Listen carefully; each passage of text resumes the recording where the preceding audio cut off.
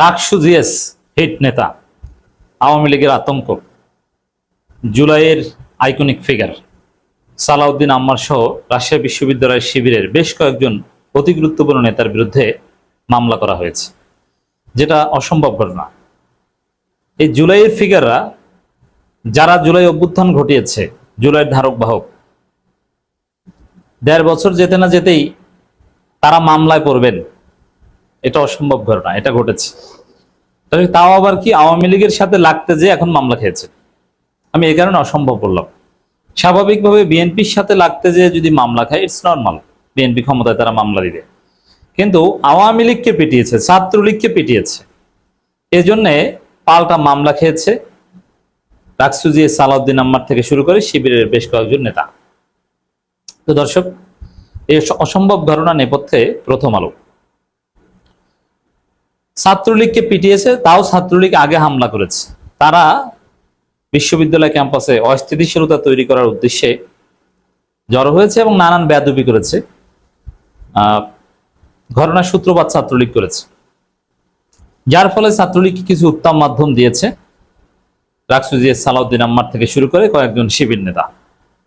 It's very normal. এটা জুলাইয়ের চেতনা, এটা জুলাই বিপ্লবের একটা আউটকাম এবং আফটার শক বলা যায়। কারণ বিপ্লবের পর পতিত শক্তি এরকম রাস্তাঘাটে 2-4টা মার খাবে, এটাকে আপনি কোনো কিছুতেই অস্বীকার করতে পারবেন না। হ্যাঁ, এটা তো কমে গিয়েছে, এখন এটা জাস্ট একটু উত্তম মাধ্যম, এটা কিন্তু ওইভাবে মেরে হত্যা করা নয়। সেজন্য মামলা করে তাদেরকে ফাঁসাতে চাওয়া, এটা আওয়ামী লীগ পুনর্বাসন বা আওয়ামী লীগ সোসাইটিতে আবার মেইন স্ট্রিম হয়েছে, এরকম একটা আলামত বহন করে। এখন আওয়ামী লীগ তো পালাতক, ছাত্রলীগ কেউ ছদ্মবেশী, গুপ্ত। কারণ গুপ্ত কি, শিবির একসময় গুপ্ত ছিল। কারণ শিবিরকে ধরতে পারলে যদি জিজ্ঞেস করতো তুমি কি শিবির, তখন সে বলতো না যে হ্যাঁ আমি শিবির, পরিচয় অস্বীকার করতো। এখন ছাত্রলীগ হিসাবে যারা মার খাচ্ছে তাদেরকে মারার পরে জিজ্ঞেস করলে বলছে না না না, আমরা তো ছাত্রলীগ না, এক সময় করতাম এখন করি না। তো গুপ্ত আকারে আছে ছাত্রলীগ।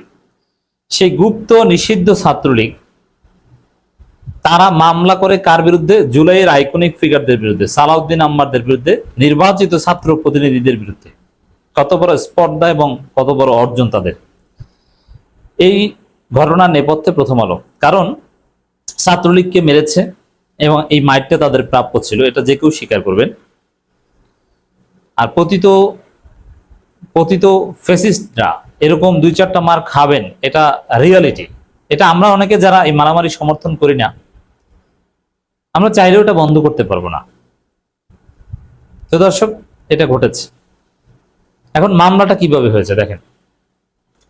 মিডিয়া শিবির, সালাউদ্দিন আম্মারদের বিরুদ্ধে কত বড় ঘটনা ঘটাতে পারে এখান থেকে প্রমাণিত হয়েছে। কারণ হামলা করে মাইর দিয়েছে টুকটাক ছাত্রলীগকে। প্রথম আলো থেকে শুরু করে সমস্ত মিডিয়া বিষয়টা এভাবে উপস্থাপন করেছে যে শিক্ষার্থীদের উপর সালাউদ্দিন আম্মার এবং শিবির হামলা, অথচ শিক্ষার্থীদের উপর হামলা না, হামলাটা হচ্ছে ছাত্রলীগের উপর। হামলাও না, ওটা জাস্ট টুকটাক উত্তম মাধ্যম, সামান্য মায়ের, ওটা মারাত্মক কোনো মায়ের নেই। আর এটা পাল্টা প্রতিরোধ। আপনি ইনসাফের সাথে এই ঘটনা বিশ্লেষণ করলে এটাকে হামলা, মায়ের বলতে পারবেন না, জাস্ট প্রতিরোধ করেছে। আর এটাকে দেখিয়েছে যে শিক্ষার্থীদের উপর শিবিরের হামলা, শিক্ষার্থীদের উপর সালাউদ্দিন আম্মারের হামলা, অথচ দেয়ার নিষিদ্ধ ছাত্রলীগ। কিন্তু এটা ম্যানুফ্যাকচার করেছে প্রথম আলো, শিক্ষার্থীদের উপর হামলা, এবং একটু পরপর রিপোর্ট করেছে সালাউদ্দিন আম্মারের বিচার চাই, সালাউদ্দিন আম্মার অতিরিক্ত বেড়েছেন, রাজশাহী বিশ্ববিদ্যালয়ের দুঃখ সালাউদ্দিন আম্মার, একের পর এক মিডিয়া রিপোর্ট করে এমন একটা পরিস্থিতি তৈরি করেছে যে এখন বিএনপিও সম্মতি দিয়েছে যে না, এখানে মামলা হওয়া দরকার। বিএনপির কনসেন্ট ছাড়া তো আর এ ধরনের মামলা নেওয়ার কোনো প্রশ্নই আসে না। বিশ্ববিদ্যালয় প্রশাসন বাধ্য হয়েছে সেই ছাত্রলীগকে গ্রেপ্তার করতে, কিন্তু মিডিয়া পরবর্তীতে এমন পরিস্থিতি তৈরি করেছে বিশ্ববিদ্যালয় প্রশাসনকেও এখন বেঁকে বসতে হচ্ছে। এর মানে মিডিয়ার কাছে অসহায়, প্রথম আলো গঙের কাছে অসহায়। প্রথম আলো যদি ধারাবাহিকভাবে এভাবে রিপোর্ট না করত, বাস্তব ঘটনাটাকে উল্টে না দিত, নিষিদ্ধ ছাত্রলীগকে শিক্ষার্থী বলে চালিয়ে না দিত, এভাবে যদি কনসেন্ট ম্যানুফ্যাকচারিং না করতো, সালাউদ্দিন আম্মার বা শিবির নেতাদের বিরুদ্ধে এভাবে না লাগতো, এই মামলা করার সাহসই ওরা পেত না। এমনকি আপনি খোঁজ নেন এই পতিত ছাত্রলীগের লোকজন যারা মামলা করেছে তাদেরকে এই প্রথম আলো গং নিঃসন্দেহে এনকারেজ করেছে, যাও তোমরা মামলা করতে, আমরা আছি, মামলা না নিলে আমরা রিপোর্ট করবো, হ্যাঁ তোমাদের মারবে মানে, আর তোমরা ছাত্রলীগ হলো সেটা আইন দেখবে, ওরা তোমাদের গায়ে হাত দিবে। অথচ ওরা আগবারই হাত দেয়নি, আগে ওরা হামলা করেছে, সালাউদ্দিন আম্মার শিবির জাস্ট প্রতিরোধ করেছে, অথবা তারা পাল্টা প্রতিরোধ করেছে।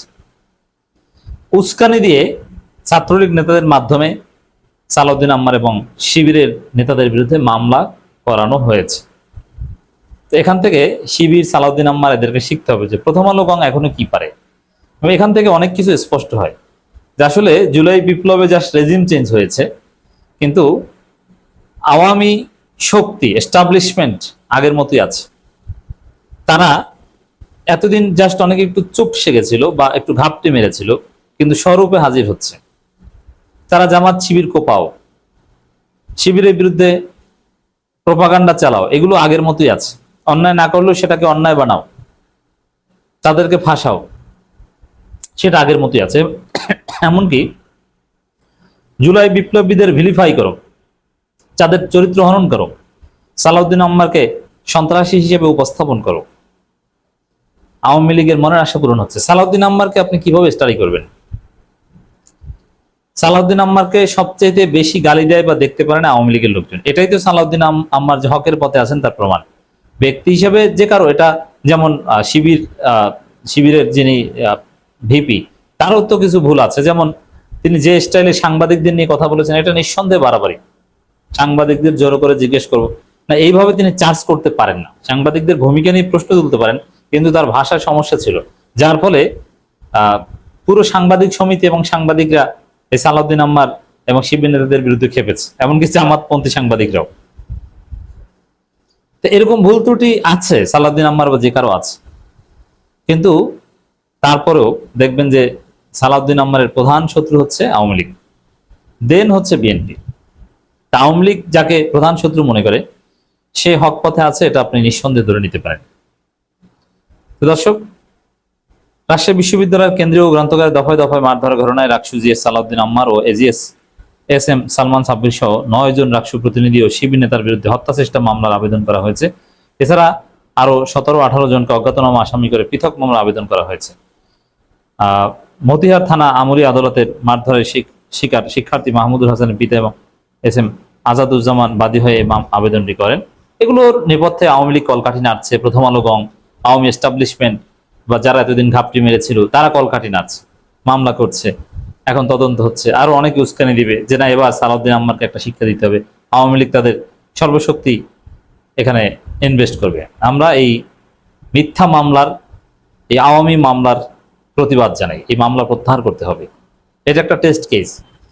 এভাবে যদি জুলাই যোদ্ধাদের, জুলাই পন্থীদের মামলা দিয়ে আওয়ামী লীগ ফাঁসাতে পারে, সামনে দেখবেন যে কি হয়, কিভাবে বিএনপি মার খায়।